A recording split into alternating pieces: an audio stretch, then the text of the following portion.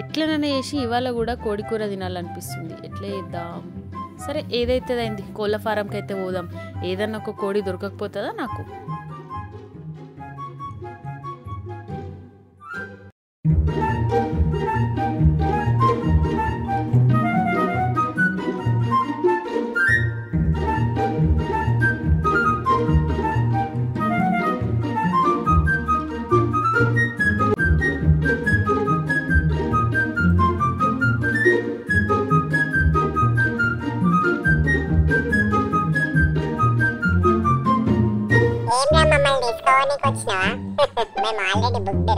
అన్న ఆల్రెడీ అమ్ముడు పోయినాయి సార్.